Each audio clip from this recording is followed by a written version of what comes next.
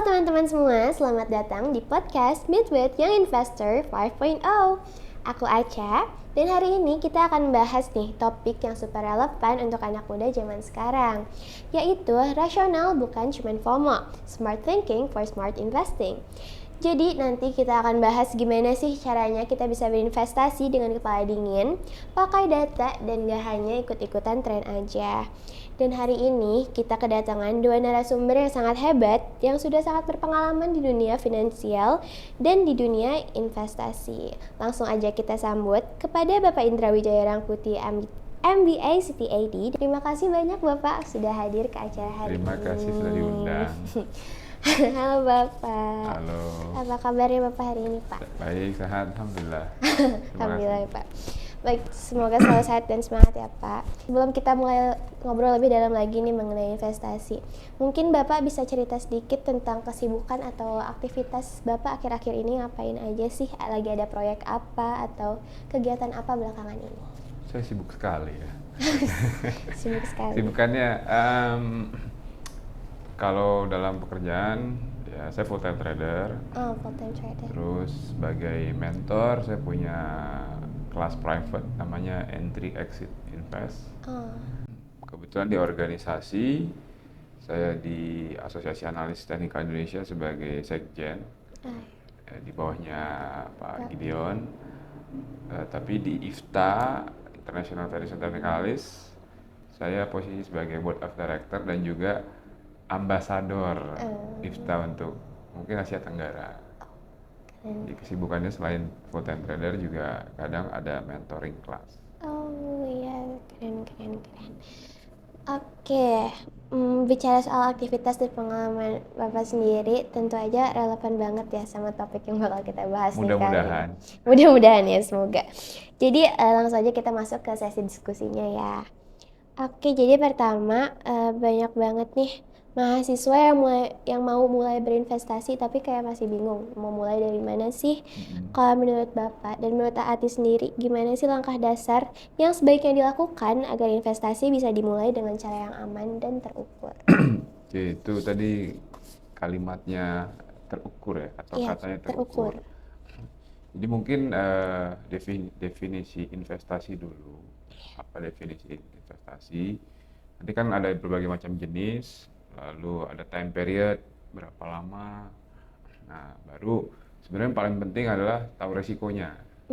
Nah, tadi karena ada kata terukur, jadi kita harus ukur dulu resikonya. Jadi ketika hitungan resiko lebih kecil dibandingkan rewardnya, itu baru namanya great investment. Nah, investasi juga banyak. Selain investasi, pertama kan investasi pendidikan ya. Iya. Terus pengetahuan, terus investasi networking, nah, baru investasi uang lah ya. Jadi kalau uang, tadi saya ulangin, jenisnya, time periodnya sama resiko. Nah, kalau dibalik, yang paling penting adalah resiko, paling penting itu ukur resikonya dulu. Oh, oke. Jadi dari resikonya dulu ya Pak. Iya, kita harus tahu ini barang ini apa ini gitu. Jangan langsung kita Jangan asal telan pilih aja. ya, betul.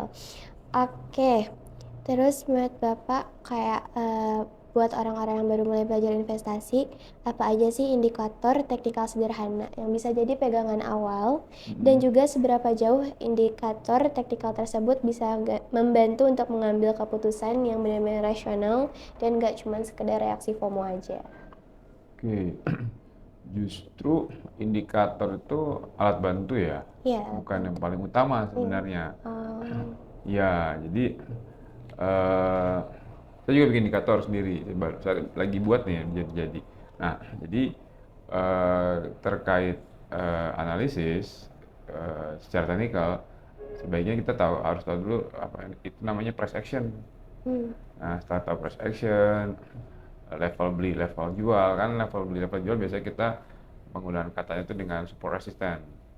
Nah, kita tahu level beli, level jual, key level, baru setelah kita paham price action, baru kita alat bantunya indikator. Nah, indikator juga teorinya mengatakan dibagi dua, ada yang lagging, ada yang leading. Ya.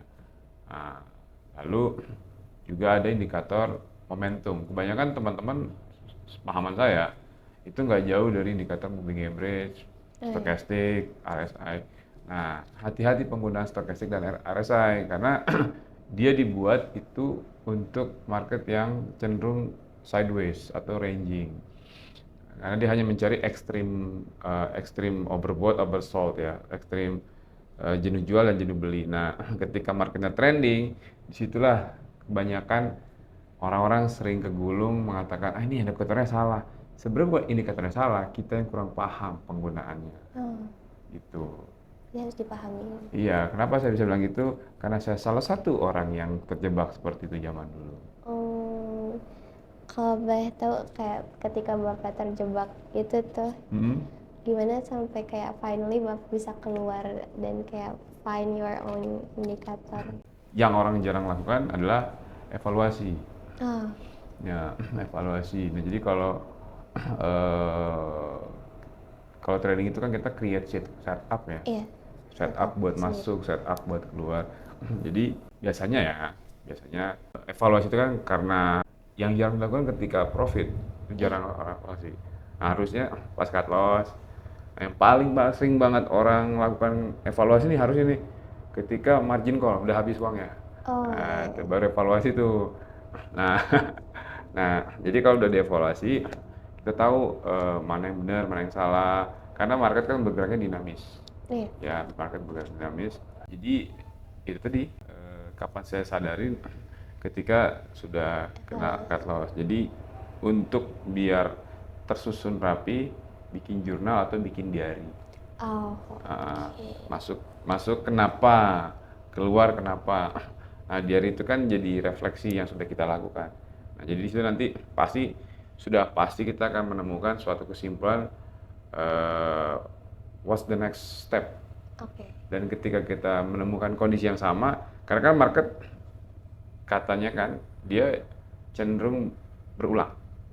Ya, jadi ketika kita lihat kondisi yang sama atau serupa atau menyerupai atau mirip, kita tinggal flashback dan kita tinggal lihat jurnal atau diary tradingnya. Oh iya. Dicatat ya Pak ya? Ya, dicatat. Oke. Jadi untuk next questionnya, dengan modal yang terbatas nih Pak, karena kita mahasiswa juga kan, gimana sih caranya kita bisa menerapkan prinsip diversifikasi dan manajemen resiko dalam investasi tanpa harus nunggu punya dana yang besar? Ini menarik ini. Jadi modalnya modal kecil. Iya, modal kecil. Modal kecilnya berapa triliun ini? Kalau modal kecil diversifikasi, ya investasi di pasar modal ya? Iya. Ya mungkin bisa beli dengan yang kondisi mungkin emiten-emiten yang small cap, yang bukan big cap, yang murah-murah. Lalu kita lihat kondisinya sehat atau enggak. Dan yang paling penting kalau menggunakan disiplin ilmu teknik analisa, kita lihat kondisinya apakah dia masih disupport atau di resisten. Nah, kecenderungannya kalau menurut saya Indonesia kan negara trading ya, lebih ke trading bukan investasi menurut saya. Kenapa? Karena revenue-nya terbesar itu kebanyakan dari sektor-sektor komoditas. Nah, komoditas sifatnya itu volatile, gitu, nggak bisa stagnan, nggak bisa stabil gitu. Itu menurut saya. Nah, jadi mungkin kalau teman-teman yang masih mahasiswa, justru itu momentum bagus untuk belajar kapan masuk, kapan keluar, gitu. Nah, di situ nanti berkembang. Ya, jangan kemakan dengan jangan kemakan dengan flexing yang mustahil itulah. Itu kalau kita ya kan. Jadi mulainya dari bertahap aja. Nah, kalau bertahap itu menurut saya akan lebih bagus. Kenapa? Karena kita punya catatan.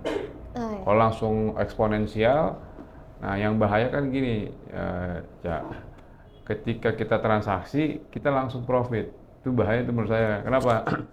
Kita nggak tahu metodenya benar apa salah, karena kan biasanya faktor beginner luck itu kan selalu orang ada.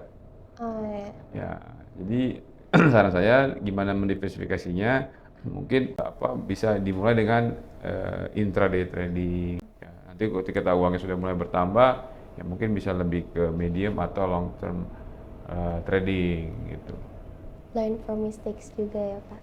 Oh iya, pasti. Pasti. Namanya juga manusia, pasti bikin mistake. Betul. Oke, selanjutnya untuk pertanyaan selanjutnya, dalam situasi ketika harga saham naik drastis nih, gimana caranya membangun mindset untuk tetap rasional dan tidak mengambil keputusan berdasarkan FOMO? Gimana tadi? Gimana biar kita tetap dingin ketika Iya. harganya naik? Iya, kayak biar gak ikut-ikutan. Sebenarnya kalau dibilang, kalau tekniknya yang beberapa orang, ya, atau mungkin yang saya terapkan, justru kita masuk sebelum dia naik. Karena kita sudah tahu tekniknya dan metodenya. Nah, kalau belum tahu, mungkin kalau memang marketnya eksponensial naiknya, kita nggak FOMO, sederhananya adalah tunggu dia pullback. Tunggu dia lakukan retracement, koreksi. Ya, kalau memang saham tersebut memang sedang bullish, dia kan pasti akan melakukan pullback. Nah, ketika terjadi pullback, baru kita masuk. Jadi, saya sarankan jangan kejar-kejar harga. Jangan Jangan kejar-kejar harga. kejar-kejar harga.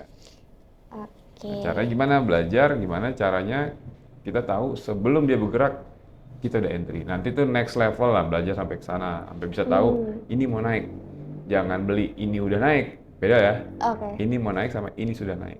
Oke. Sebelumnya ya, sebelum naik Ya. ke. Kalau udah ketinggalan, tunggu dia retrace, tunggu dia koreksi, baru lagi. Oke, oke, oke. Oke, kalau gitu nextnya nih. Kalau nggak dapet, Kalau nggak dapat, tinggalin aja. tinggalin aja. Karena pilihannya banyak. Iya, nggak Nggak cuma harus di itu situ kan? aja. Iya, benar. Iya kan, mati satu tunggu 1000. Iya, betul. Oke, selanjutnya untuk nextnya. Kalau misalnya nih, tujuan investasi sendiri adalah membuat keputusan berdasarkan data dan logika.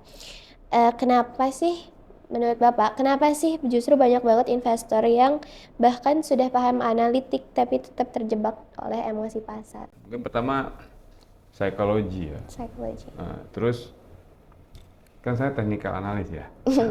Nah, kalau dengan menggunakan keilmuan TA, itu dibilang sama Charles Dow bahwa market price discount everything.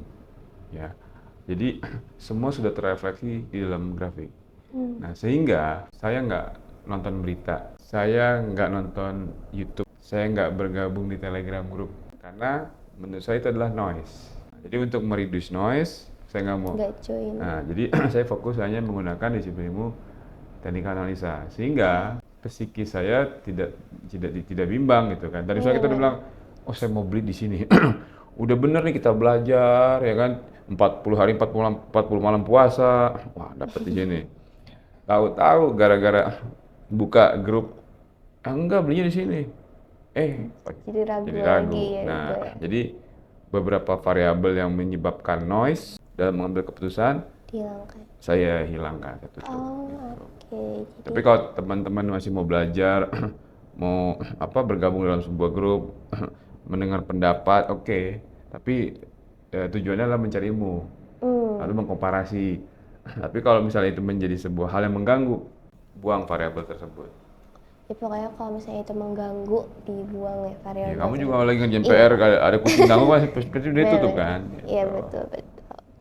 Oke, itu pertanyaan terakhir dari kami. Terus sekarang kita ada beberapa pertanyaan nih Pak dari audiens yang di question box Instagram yang udah kita buka tadi. Yang susah-susah ya. Aduh, nggak deh. Semoga nggak susah. Oke, untuk questionsnya itu, apa sih indikator yang paling worth it buat swing trade? Swing trade. Iya. Sebenarnya harusnya bukan apa indikatornya dulu.